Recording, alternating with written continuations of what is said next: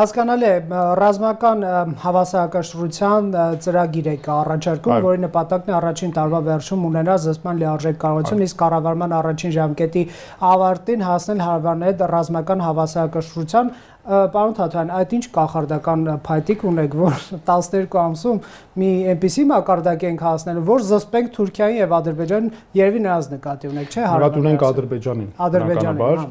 այո։ Նախ տեսեք հետևյալը, Ռոբերտ, այսօր մեր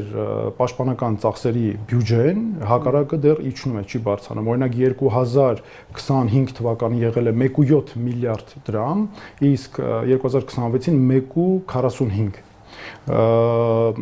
Ադրբեջանինը 2020 թվականին եղել է 2.2 միլիարդ, 2026-ին շեշտակի աճել է 24-ից սկսած ընդորում, հիմա 5.1 միլիարդ դրամ է։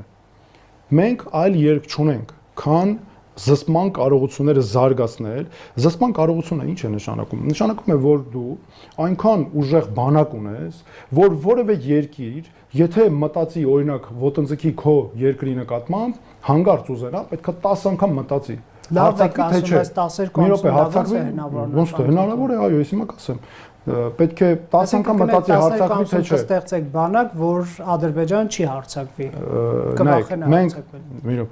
Մենք պետք է ունենանք բանակ, այո, որ Ադրբեջանը եթե հանգարց մտածի ոտնձգել մեր բանակի նկատմամբ, այլ ոչ թե այսօր ամեն օր սպառնում է պատերազմով, այս իշխանությունները վախեցած ամեն ինչը անում են նրա պահանջները։ Այո, մտածի 10 անգամ։ Եվ այստեղ հիմա նաև կգամ հարցի մյուս մասին։ Եվ այստեղ ի տարբերություն Ադրբեջանի, մեր պարագայում այս գումարները, որ մենք ասում ենք, նրանք լրիվ բավարար են զսպման կարողություններ ունենալու համար։ Դուք հələ մի հատ նայեք մյուս